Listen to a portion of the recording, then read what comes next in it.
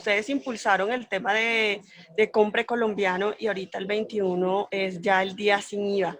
¿Qué expectativas tienen precisamente con ese día sin IVA? Si creen que de pronto los colombianos van a enfocarse un poco más en sus compras nacionales. Y dos, y es muy importante teniendo en cuenta que dentro de poco también sabremos la posición de las centrales obreras frente al salario mínimo. Ellos van a dar a conocer su cifra dentro de 15 minutos más o menos.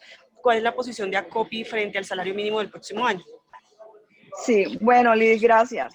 La primera pregunta, yo creo que el 21 de noviembre es una gran oportunidad porque se une a fecha cercana a la mayoría de compras que uno hace aceleradamente en diciembre, pero que estamos como que una estrategia nacional de anticiparnos y hacer esas compras gradualmente. Por un lado, para disminuir el riesgo de contagio en la medida que podamos movernos, no todos al tiempo, sino con las medidas necesarias de bioseguridad y evitar incremento de contagio.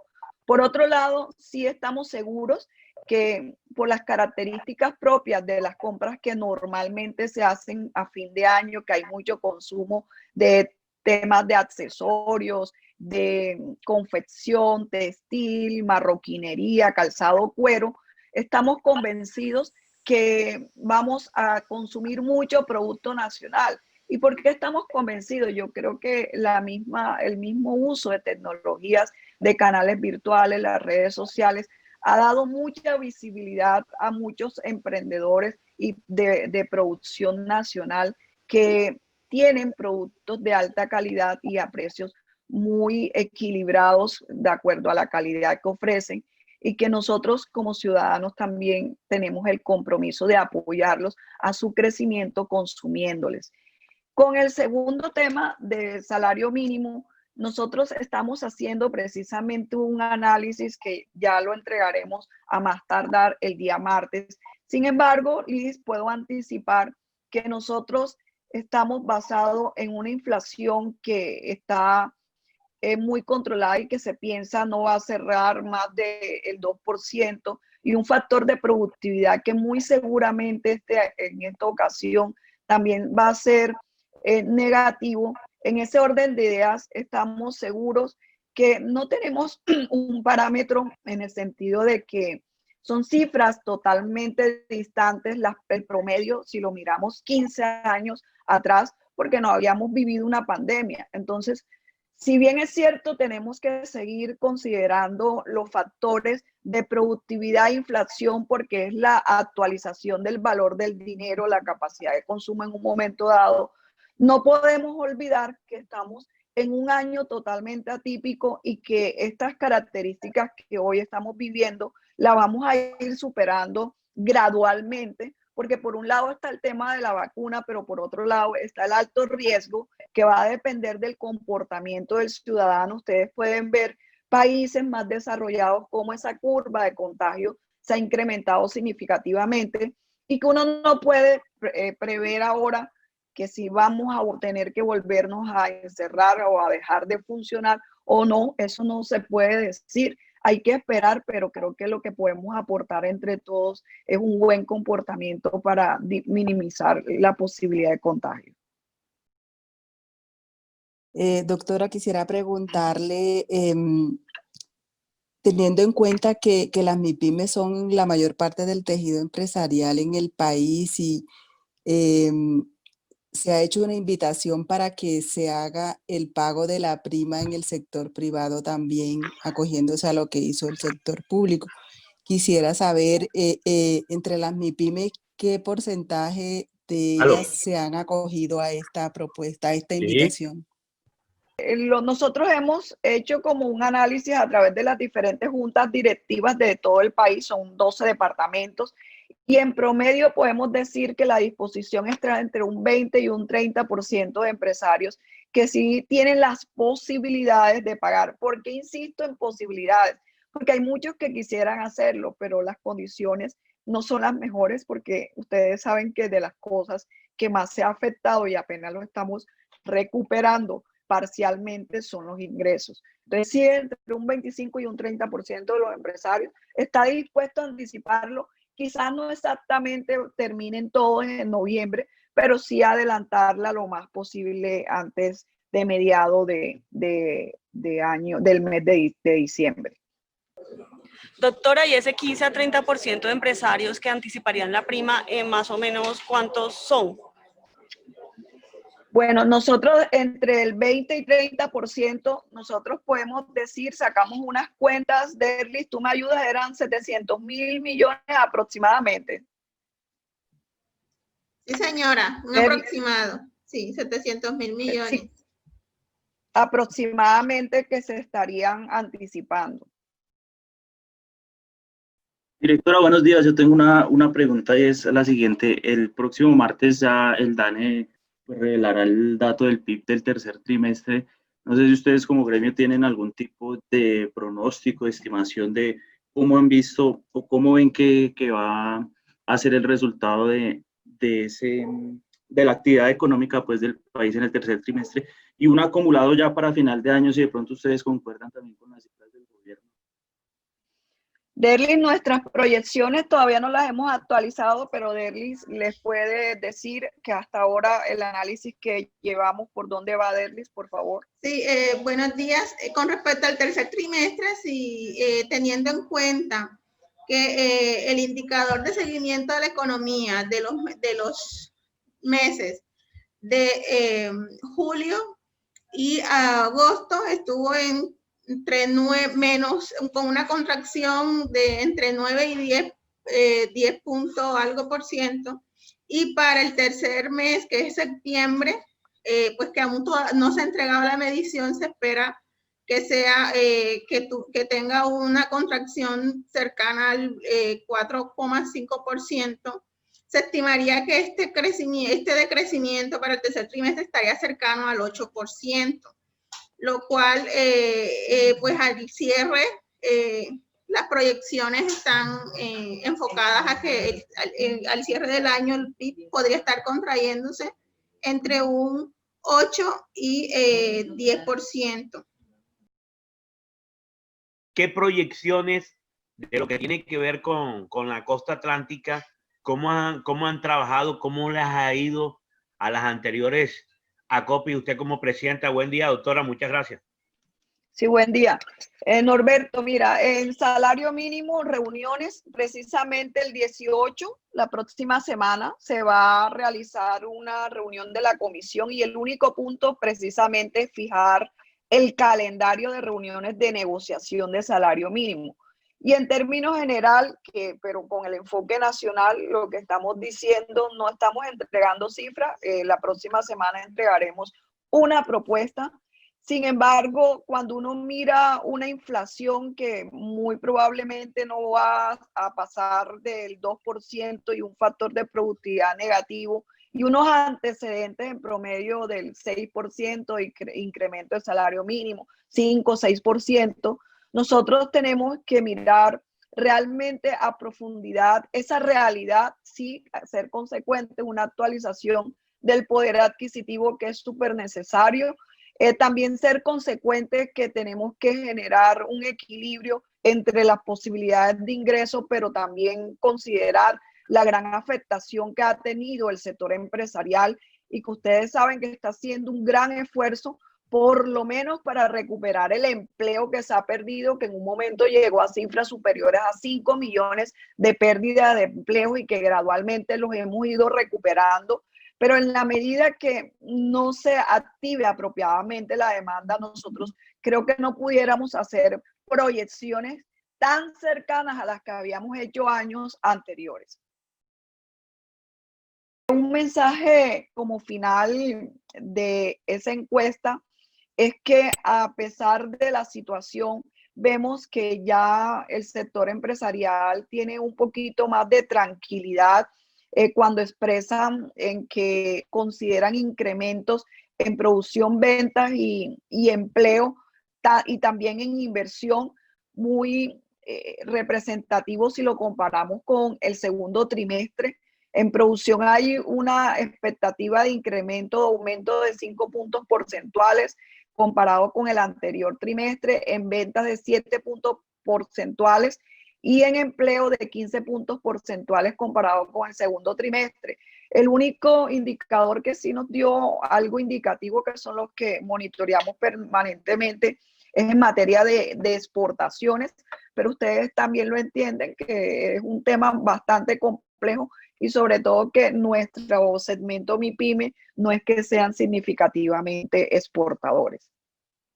Oye, doctora, antes para cerrar, si bien el Congreso comienza la otra semana, ¿tienen ustedes algo en especial, un as bajo la manga para presentarle un proyecto en esto que estamos pasando de pandemia y lo tanto que está sufriendo la economía para el gobierno? ¿Hay algo en especial? Sí, hay un enfoque que nosotros vamos a tener en materia de mercados, basado en una plataforma de la cadena de proveeduría que la MIPYME no ha incursionado significativamente, pero consideramos que podemos volvernos actores fundamentales, no solamente en compras privadas, entre privados, sino también como proveedores de compras públicas. Y eso es lo que vamos a hacer el gran énfasis en el Congreso de la próxima semana. ¿Usted tiene algo en especial para la gente de la región, tanto que conocemos, por ejemplo, del Magdalena y de La Guajira, con la nueva empresa Aire, por lo de agroindustria, lo que ustedes también están trabajando? ¿Esto cayó bien por parte en el Atlántico y el Magdalena? Pues con el tema de energía, ustedes saben que la energía es uno de los elementos fundamentales para el buen funcionamiento, sobre todo una energía de calidad estable. Y creo que tenemos tranquilidad, vemos unos líderes muy importantes en esa empresa y confiamos que las cosas, las proyecciones, los planes de mejora y de inversión que se contemplan van a ser muy importantes, sobre todo para la región Caribe. Y a nivel nacional tenemos un gran compromiso que precisamente comenzamos a apoyarnos en la CRED, en la ANDI, y también estamos pidiendo el apoyo del Ministerio de Energía, es que va a comenzar a aplicarse a partir de enero del 2022 una resolución, la 015 de la CRED, que es para el tema de energía reactiva. Ahí es una energía que se desperdicia en muchos procesos productivos y desde la MIPYME hay mucha tarea por hacer, mucho camino por recorrer para minimizar ese desperdicio de energía reactiva.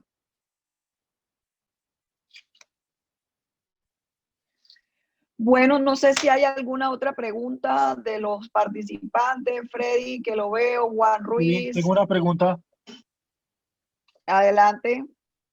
Mi doctora, quisiera saber cuántas empresas, Fenalco hacía un balance ayer sobre el tema de las ventas y obviamente sobre el tema de afectación sobre el cierre de algunos establecimientos comerciales.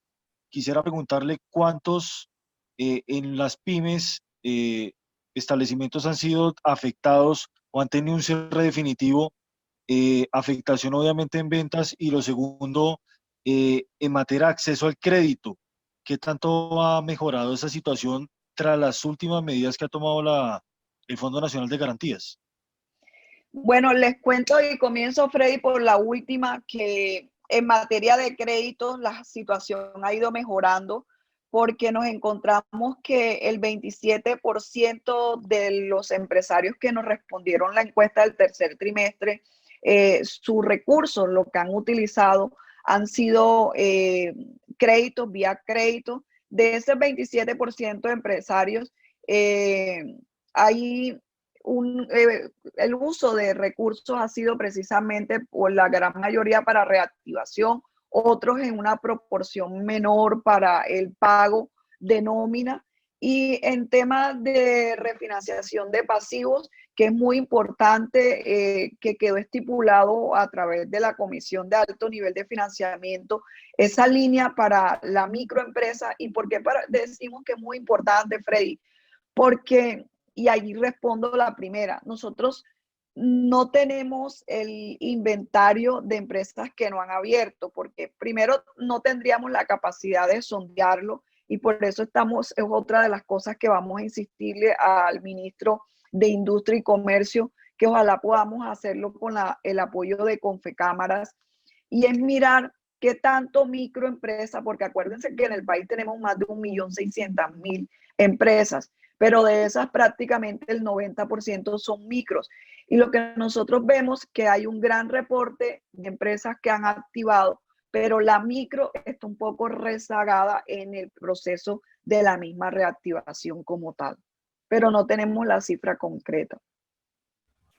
Doctora Romero, buenos días. Nueva le habla Juan Buenos Ruiz. días. ¿Qué más, Juan? Muy bien, doctora Rosemary, en medio de este panorama que tiene las pymes en este momento y previo al Congreso Nacional, ¿hay alguna posibilidad o algún empresario ya está pensando en invertir, en hacer alguna nueva cosa, un nuevo proyecto, a pesar de las circunstancias de la pandemia? Buenos días. Juan, de todas formas, yo me he quedado sorprendida en el sentido de que con los productos de bioseguridad y con el uso de tecnologías, vemos que se han creado en medio de la pandemia varias microempresas o muchas microempresas en todo el país. Pequeñas, y digo microempresas porque las que hemos contactado no exceden de 10 trabajadores, 8 trabajadores, pero creo que es muy importante que han tenido esa oportunidad en medio de la pandemia. Y en materia de inversión, ya el segmento nuestro, el constituido, el que nos responde permanentemente la encuesta, vimos cómo la inversión se ha incrementado 11 puntos porcentuales respecto al segundo trimestre. O sea, creo que 11 puntos porcentuales en esta circunstancia es muy importante. Y gran parte precisamente de esos recursos de inversión se están utilizando para todo lo que tiene que ver con la absorción de tecnología, no solamente tecnología digital, sino también tecnología dura, que es muy importante para poder mejorar nuestros procesos. Para hablar, ¿qué tenemos para la asamblea en especial de temas económicos, para que nos adelante algo? Hemos visto la agenda, pero para que usted nos explique cómo está. No, en materia de financiación nos va a acompañar el doctor Ulrich del Banco Mundial y va a exponernos precisamente cuáles son esas nuevas tendencias en materia de financiación en esta época de COVID. Y algo que nosotros también hemos considerado y lo hemos mencionado ya en varios espacios, porque hay un COMPES de reactivación económica que está contemplando aspectos de mediano y largo plazo y algunos temas estructurales, incluso dentro de ese mismo COMPES. También en materia estructural hay un gran énfasis en lo que tiene que ver empleo y comercio internacional, que por eso es que existe la misión de empleo y la misión de internacionalización. Hemos insistido que uno de los instrumentos o ejes temáticos que hay que meter en materia de financiación es la cofinanciación. ¿Por qué la cofinanciación? Porque no todas las empresas están en las mismas circunstancias. Hay empresas que hoy todavía tienen capacidad de crédito, hay otras empresas que ya tienen copado su capacidad de crédito y ya estos organismos multilaterales ya están hablando de sobreendeudamiento. Un sobreendeudamiento que incluso genera preocupación cuando se pierde la capacidad de pago, porque tú pierdes la capacidad de pago ante los bancos, queda reportado y ahí pues sí que no vas a tener opción.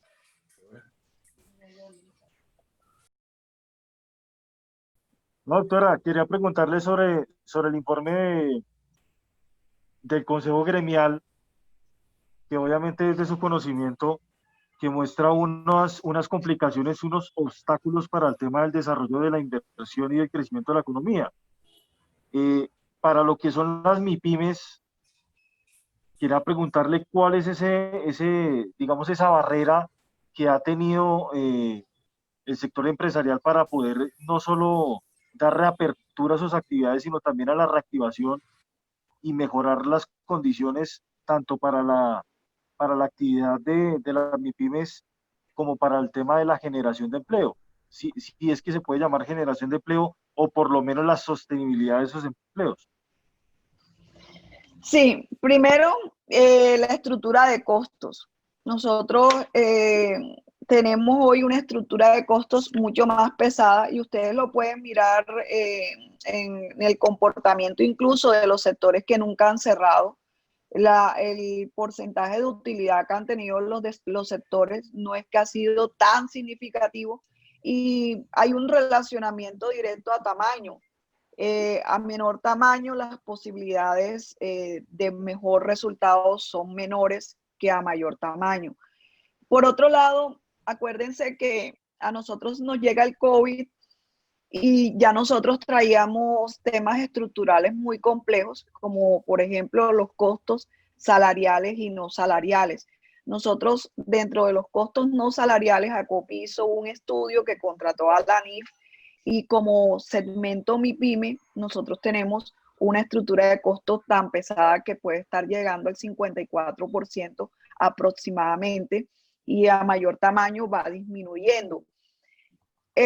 Adicional, Freddy, la misma incertidumbre, porque cuando ustedes se reúnen con un empresario que puede tener 4 frentes de trabajo, ellos no todos tienen el mismo peso de costos. Un ejemplo de ellos, ustedes miran una empresa de automatización que se tiene que mover a las minas y logísticamente eso implica un costo adicional a la gente que está trabajando dentro de la oficina. Esa gente que por lo general se va designado o por comisión a esas empresas grandes necesitan mucho cumplimiento de elementos de bioseguridad superiores a la gente que se queda a oficina. Y por otro lado, la logística hoy, tú podías antes compartir logísticamente con otras personas, hoy tiene que ser inferior el compartir por el tema de mitigar el riesgo. Y es el tema también de pago. Hoy dentro de la misma cadena, la cartera, hay una afectación muy importante. El flujo no se está dando de la manera apropiada. Entonces, tú como empresario comienzas como a comprar la mínima cantidad de materia prima e insumos que necesitas porque no tienes como que todavía la tranquilidad de que vas a vender a como tú venías vendiendo según los históricos. Entonces, eso genera una afectación a toda la cadena, tanto el proveedor como el que transforma, como el que también hace la venta. Ya se está, digamos, como surtiendo el debate sobre el salario mínimo. Las centrales obreras ya han venido proponiendo unas cifras por encima del 8%, que ya algunos gremios dicen que pues, es una situación o es una propuesta desproporcionada frente a la situación que vive actualmente el sector empresarial del país. Quería preguntarle a usted qué opina sobre el tema y digamos, si el tema del ajuste al salario se debe, digamos, linear sobre la inflación que actualmente tiene el país, que no supera el 2%. Sí, yo diría, Freddy, que nosotros no tenemos un histórico para comparar y decir, bueno, históricamente si esto fue así, vamos a ubicarnos allí. No, ni siquiera considerando el promedio, porque estamos en un momento totalmente atípico. Que en la inflación sí hay que considerarla muy importante. El factor de productividad muy seguramente va a terminar siendo negativo, pero uno tiene que buscar el equilibrio entre darle la oportunidad al sector empresarial, como tú muy bien lo dijiste, por lo menos de recuperar el empleo que se ha perdido y no terminarlo de asfixiar, porque hoy tenemos un sector empresarial demasiado golpeado. Y frente a unas aspiraciones, los sindicatos siempre ellos colocan una propuesta muy alejada de las posibilidades. Y yo creo que en esta ocasión, si bien es cierto, la bajaron porque están hablando del 8, cuando ellos por lo general arrancan con un 15, 12, 15%, la bajaron. Todavía eso no es coherente con los diferentes indicadores que nosotros debemos estar revisando y que ellos, Freddy, a mí me gustaría que piensen hoy no solamente en los que tienen trabajo. Hoy nosotros tenemos que pensar mucho más en los que perdieron el empleo y que necesitamos se recuperen rápidamente. Si bien nosotros hemos hablado en meses anteriores de la asamblea del BID, ¿Hay algo en especial de pronto que usted también hace parte de alguna conferencia del BID? También el BID tiene Inver y Erlang. El gobierno está colaborando mucho, el BID está colaborando mucho con el gobierno. ¿Hay algo en especial precisamente en marzo para que el BID le dé el apoyo a Acopi a nivel nacional? Pues yo pienso que el BID tiene una tarea muy importante que puede jugar con el segmento MIPYME, y yo diría que es bueno que ayuden al país a generar una estructura permanente para la atención de la MIPYME, y que dentro de esa estructura se ofrezca un acompañamiento también permanente en materia de desarrollo empresarial, sobre todo a las empresas más pequeñas, para superar esa brecha de informalidad que tenemos, pero que también se piense con las posibilidades del BID para el país, ir pensando también en recursos de cofinanciación para poder recuperar tejido empresarial e incrementar o activar las relaciones comerciales en segmentos que son muy estratégicos para el país.